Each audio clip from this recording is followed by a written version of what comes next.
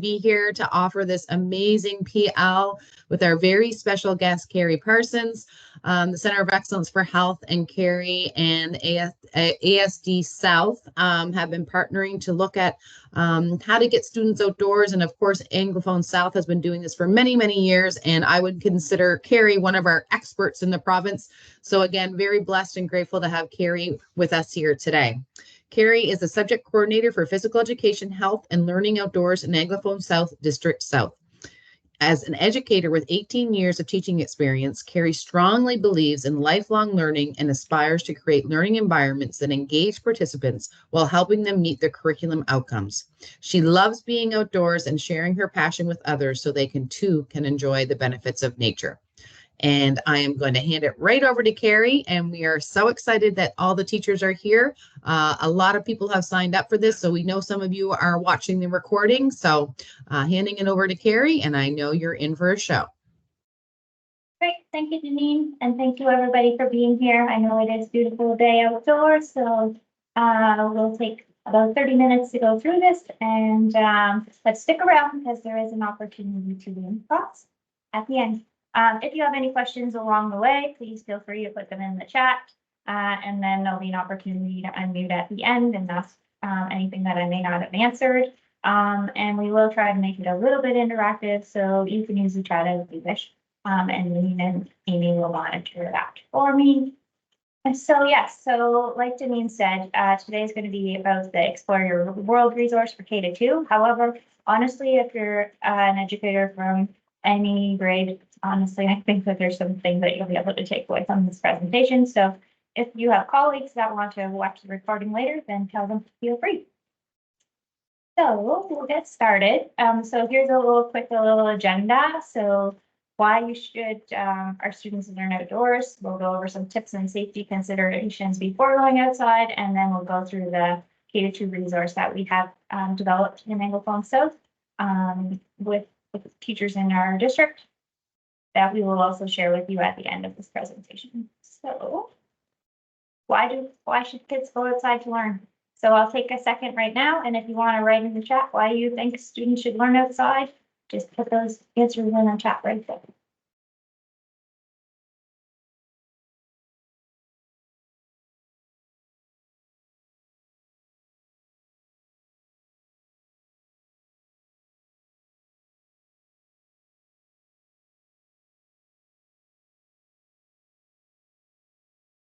Improves their mental health, right?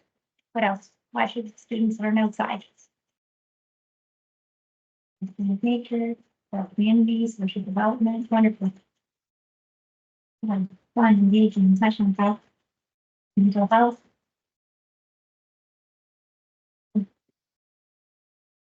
Great. So you've mentioned a lot of the reasons. There's tons of reasons why we should learn outside. So I'll just go through some of them quickly so that we can get to the resource, but I did want to share these with you. There's lots of physical benefits to going outside. We're working on our gross motor skills, especially if you're going outside in the winter time. Students are navigating snow and hills and working on balance on ice, etc. But just getting outside, being outside on the playground, lots of gross motor benefits. There are cognitive benefits, increased focus, concentration, motivation, and ability to learn. Social emotional benefits, working together, creative benefits. Most of the time, the kids become more inquisitive when they are inside, wondering like, why is that ant crawling, and being curious about what's outside. So it also helps with imaginative play. It provides students with authentic hands-on learning experiences, which we know are to be beneficial. And it's like somebody mentioned, students are more likely to develop a lifelong appreciation or connection with nature. So that is really important. And it's not just beneficial for us, our students to go outside, but it's also beneficial for us as adults to get outside. So I know June can be tough sometimes, and your classrooms are probably stuffy. And so just thinking about those physical benefits for ourselves with our mental health as well.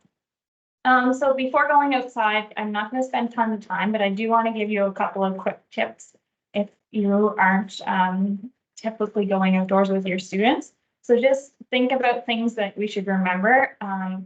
the bathrooms, those are, as much as you're going to tell your students to go to the bathroom before you go outside, there's always going to inevitably be a student who's going to have to go to the bathroom.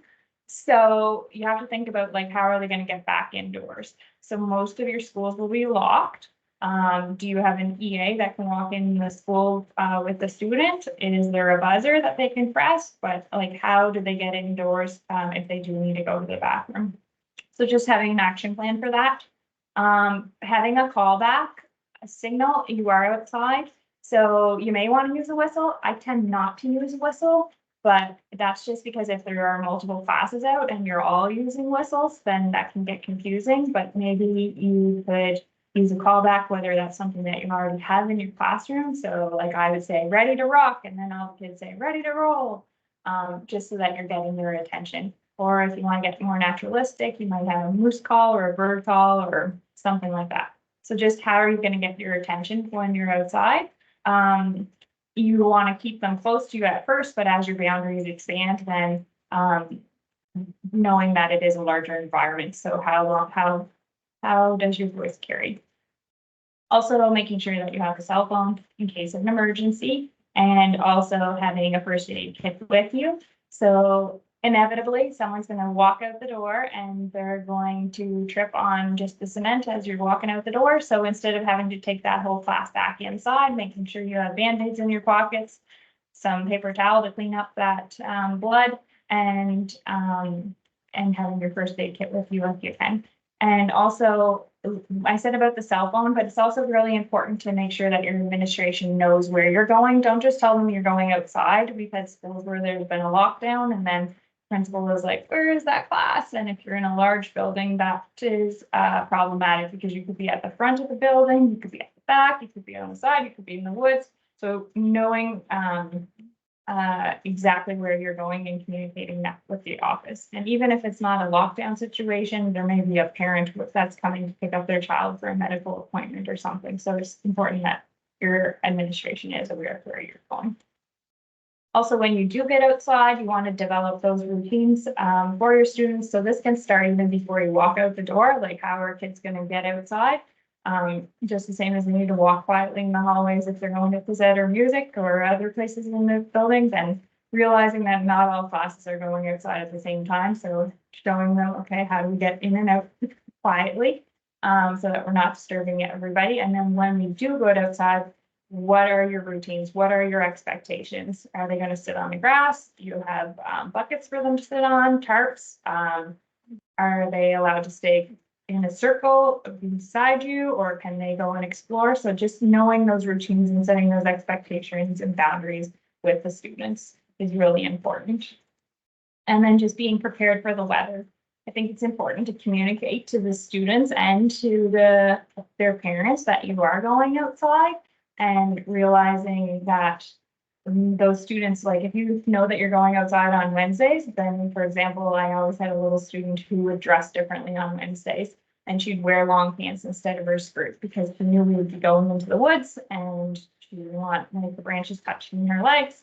So her parents knew, she knew, she could be ready for that Wednesday of learning. If it's outside every day, then that's great, but making sure that they have their hat, their sunscreen, all of those things, especially this time of year.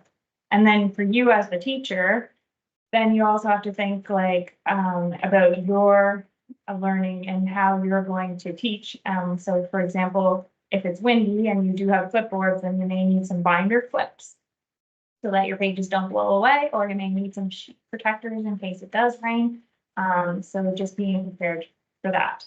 And also with the weather, I was just working with a kindergarten class last week, and just because your one student is hot and another student may be cold, like they need coaching. And so I said, like, there were little kids that were cold, and I said, okay, well, why don't you, instead of sitting in the shade, they can move over into the sun. So every little individual is, their body reacts differently to the temperature, so they have to make themselves comfortable. Okay, so we're going to any questions on any of that? I'll pause before we dive into the document.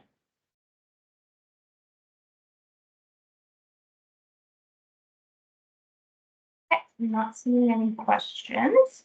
if you do have questions, and like I said, we'll take some time at the end and you can ask those as well, but we'll dive right into the document. So I am going to share this with you. You will have this at the end of the presentation. Deanie will send it out to you or Deneen. But this is some suggestions for your Explore Your World for the strands that are well-being and diversity and social responsibility. So it's not the whole Explore Your World curriculum. Do go visit the curriculum site to make sure that you're covering the other strands, but it is for these 2 strands. And then if you do use it and you have feedback and have other suggestions, please, this is a continued working document, so we'd love to add to it. So feel free to send those along to me. And I would love to thank all of the educators who contributed to this document, who are Jenny Butler, Stephanie Curtis, Tracy Price Emerson, Trina Kitchen, myself, Michelle Robrook, Tracy Taylor, and Anna Tilly. So I'll do a quick, I'm going to stop sharing the screen and I'm going to share you the actual document. And then what we're going to do is we'll just go through some of the activities that you may want to try. It's not an exhaustive description of all of the activities, but I'll give you a sample of a few of them. So now I'm going to share everyone. So what you're going to get is something that looks like this. Can you see my next screen? Again. Perfect. So there are some consideration with those tips and tricks kind of that I just listed. These are linked documents that you can see. We also have a Learning Outdoors team and a SharePoint site for our district. You're welcome to join. And then what it's going to do is you'll see in red here, this is the strand of the well-being. Then you'll have your big idea and then your skill descriptors. And what we've done is just provided some suggested activities. If, for example, we have something that is in English and in French, then we provided those links for you, or we may have provided, this is a Word document that is linked. We provided pictures when we're able, or these might be like these are links to internet sites that you can click on. So that's kind of an overview of what it looks like. So you'll notice like this was in purple, so purple is still going down, and then that's probably a lot on your screen, but then you'll see once we get down to the green, then we're into a new strand. So this will be for the diversity and social responsibility. I just have one person that says they don't see anything, and it's Lisa. Lisa, I can see everything, so it may be something on your end. Sorry for the interruption. Okay, can everybody else see? Yeah, I can see. Thank you. And then at the end of this document, there are also some suggested books that you may want to check out as well. So I'm going to stop sharing that, and now I'll go back to the PowerPoint and we'll go through some of the activities.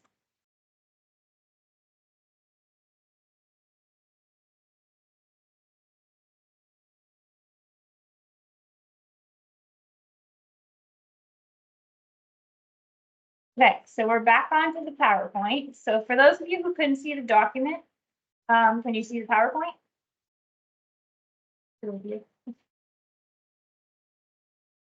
I can see it on my end. It may be, I just see that Jennifer tried signing out and signing back.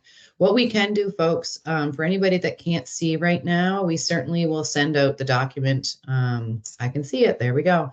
So hopefully we'll just keep going, Kari, but if we Sure. And this is being recorded, so you can always go back and be exactly as well. Yeah. Okay, so from the strand well-being, so this was one of the suggestions that we provided was explore activities that foster enjoyment and well-being. So just going on a color walk. So when I did this in the fall, it's in grade 1, the teachers actually created a color wheel and the kids all colored it in. And they chose colors that they thought they could see. However, if you don't want to do that, you just want to use your crayons and your markers, you could give 6 crayons and markers to each student, and then they go out and what they're trying to do is trying to find items that are that color. They don't have to necessarily bring them back into the school with them, but what we did was we looked at those items and then we sorted them, like how hard was it to find a certain color. So we did it in the fall and it was easy for us to find red and green. But in the winter, is it easy for us to find red and green? Probably not. So this is like a seasonal activity. So you would do this activity in the fall and then in the winter and then in the spring as well. And you can see like it's really hard to find white in the fall, but it's really easy to find it in the winter. And then we categorized that for math and we looked at like we kind of did which color had more and which color had less. So you're also working on your math terminology as well. They can also have students build towers using items in nature. So this is a picture from one of our classes. So they used apples. Right now you could do it with sticks or rocks or acorns or pine cones or anything that you're finding outside these days. And then again, like thinking about your math and having students use their math vocabulary when they're building and comparing their towers, like how many apples tall is your tower? Can you build a tower that is shorter or taller? Does it have more, fewer? So then using that language that you're also using in your other subjects. Identifying interests and passions. So on the right-hand side, you'll see a hula hoop. So you can maybe talk to your phys ed teacher about boring a hula hoop, or I also have these little hula hoops that I got from the Dollarama. You get 10 in a pack for $4.75, I think. And it's just something that you can lay on the ground, and then the student has their own area that they're zoning in, and they can look at, okay, is there anything living in my area? What colors do I see in my area?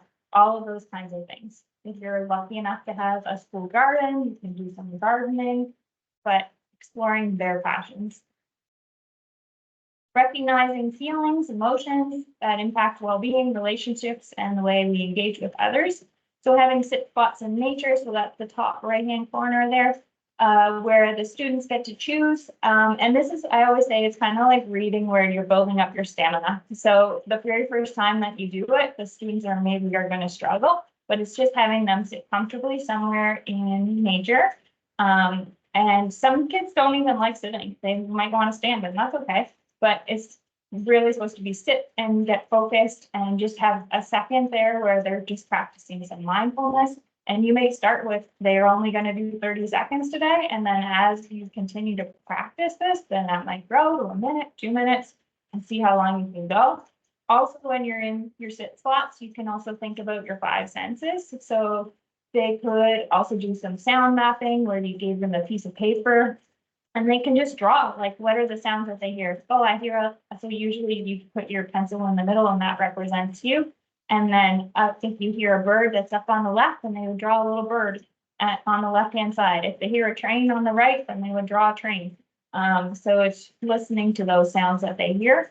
Or you could also switch it up and you could have them think about drawing, like, what do they see? So it's just practicing that mindfulness while they're seated calmly in nature for a few seconds, or a minute or 2 or 3, or however much you get to. And then also practicing your mindfulness and completing any SEL activities outdoors. So these are our students at Sussex Elementary, and they were practicing their yoga outside and their balance. It's little activities that are great for this time of year.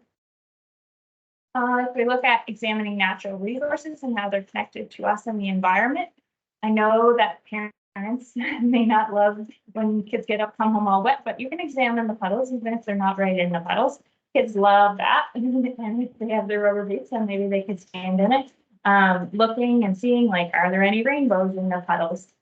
They could collect rainwater, so you could put a container outside and then collect that rainwater, and then you could reuse it to when you're doing your gardening. And then examining also what lives in your schoolyard. So are there any animals that are on your schoolyard? And maybe they'll answer, yeah, there's squirrels, but what else is on your schoolyard? Are there ants? Are there bees? What else is out there? So examining really what is on your schoolyard. When we look at the strand for diversity and social responsibility, you may want to look at some patterns in nature. So having a science journal, this is a Hilroy, but a lot of our science journals we use just half a notebook, and it's having the students just draw what they're seeing, and then recording their observations as they go. It depends on your grade level. Obviously, the grade 2s can write more than your kindergarten students, but then keeping that notebook as they go over time. Maybe you want to measure the temperature in various places around the school, so having them think about where it might be hot. So measuring, having maybe a thermometer at the front of the building, maybe where it gets sunny, and then maybe having one in the shade and comparing those, see what the differences are. Or also monitoring to see like different times of day. So what's the temperature in the morning? Well, how does that change? How much does it change by lunchtime? And then it's monitoring that over an extended period of time. And then observing some patterns of animals. So like a lot of us would have squirrels. So I picked that one, but just examining these squirrels, where are they going? And like, they're climbing trees, but why aren't they climbing the playground equipment? Or are they climbing the playground equipment? Or but if earlier in the spring, you may be able to see some of their tracks and observing the tracks in nature. That's also a great like late winter activity to do as well. And you can also check on Nature Envy. They have some great resources to help you with that. And then lastly, looking at sustainable practices. So repurposing your natural items for art. So this class on the left, they read the book Going on a Leaf Hunt, and then they went outside and they collected some leaves, and then they created a piece of art. Remembering we're only collecting, like we're not taking things to destroy nature, but it's okay to use the stuff that was on the ground. And even that's a conversation you may need to have with your school community, because if you have 600 kids picking up leaves, is that really what you want? So just thinking about that. But a lot of times we can collect what's already on the ground, and then tying that in. There's lots of literacy books that would have to do with leaves. So Going on a Leaf Hunt was the one that this class had read beforehand. And then on the right-hand side, this is one I just recently found. And it's kind of a cute little idea for spring, but they use painter's tape, and they just went out and they collected the different flowers that were already laying on the ground, and then created nice little bracelets. And you can also do, if you're reading the book, if you have the book Dirty Teaching by Juliet Robertson, she also has an activity in there where you can take either masking tape or whatever kind of tape works for you. And then the kids go out and they're walking, and as they're walking on the path, then they're also collecting the little seeds. I was thinking of the word in French. They're collecting the seeds, and then we can use tweezers and then replant those seeds and see what's going to grow. So those are just a couple of little ideas. And then lastly, we do have some other resources that I pulled from our team in the South.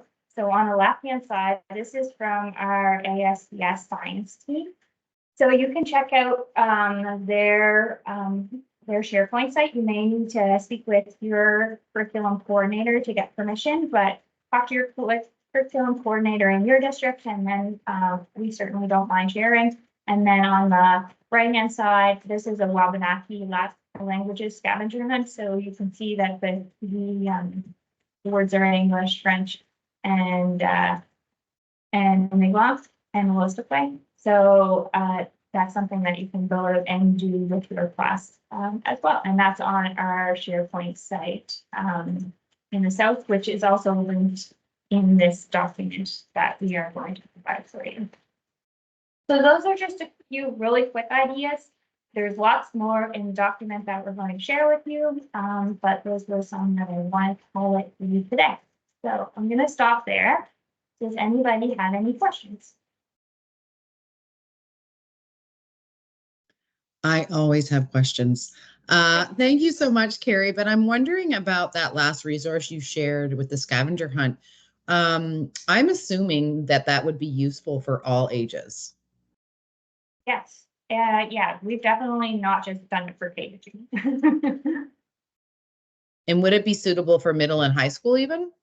Sure, because we're trying to encourage Wabanaki languages across the curriculum, right? So honestly, and we're also looking at like, I think it's not just for the Wabanaki languages for me. I also think about it too for our EAL students who are just learning terminology. So they may not know what the word water is, and then you have the image, right? And then you can teach them water. Awesome. Thank you. So I'll open up the floor for questions. Certainly, you're more than welcome to turn your camera on and ask questions, or you can just place them in the chat, whatever is suitable for you. But we do have one of the leading experts with us, and I'm sure she'd be happy to answer any questions that you might have, or maybe even a question about, Kari gave some really good examples on how to get started, and maybe you want a little bit more information on what to do or how to notify parents and that type of thing. There seems to be sometimes a list of barriers before you get started, but once you get started, I'm assuming that it's going to be a lot easier.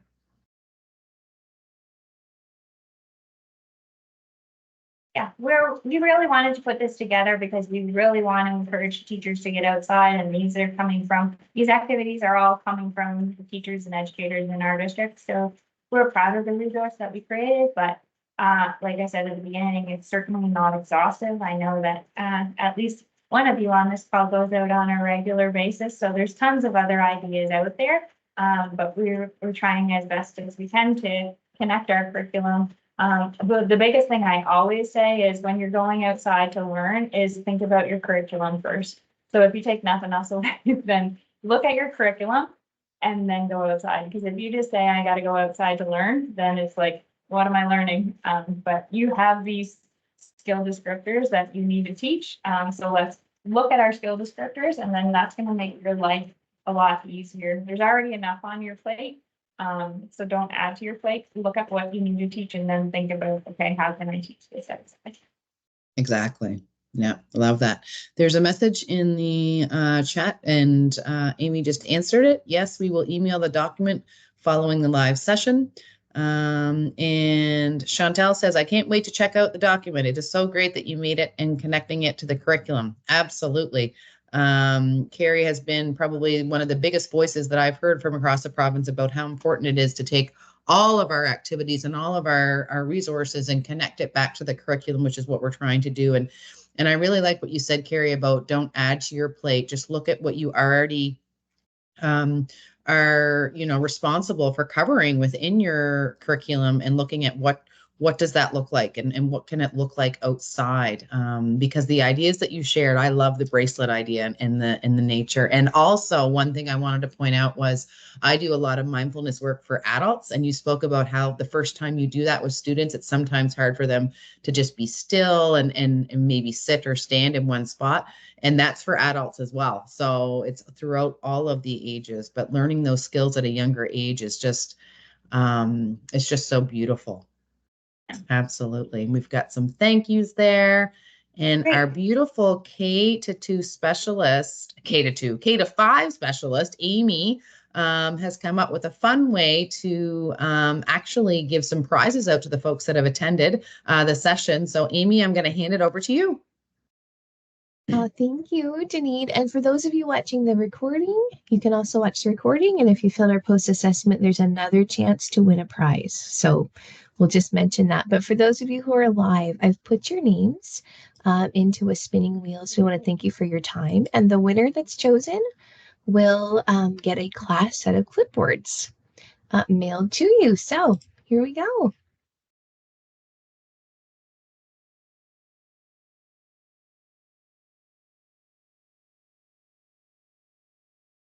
Sarah Oakes. Congratulations. Hooray, hooray.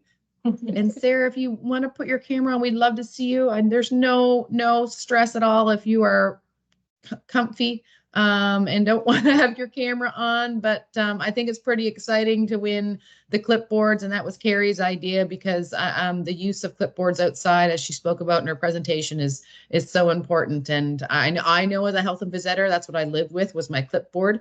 It makes things a lot easier and things don't go flying, and you can have everything there. And Sarah in the chat says, yay! Awesome. Yeah, and don't feel like, for those of you who don't have tons of clipboards, that's okay. You don't need tons of resources. But that is one that I would recommend. But make your life easy. Use the stuff that you already find outside. And so, like Amy said, I think for those of you who are watching the recording, you have until what date, Amy, to fill out the survey, and your name will potentially go in the draw? Yeah, so June 7th, next Friday. Sarah, thank you for putting your camera on. You look lovely, and you now are a proud owner of new clipboards. Awesome. Okay, so I'll stick on the call if anyone has any further questions. And if not, feel free to reach out. Or if you've done some of these activities or are adding to this bank, please email me and we'd love to add them. And like I said at the beginning, these are a lot of them are cross-curricular, so work in your math and your literacy with it as well if you can. Absolutely. And as Amy said, we're going to be putting a post-assessment in the chat.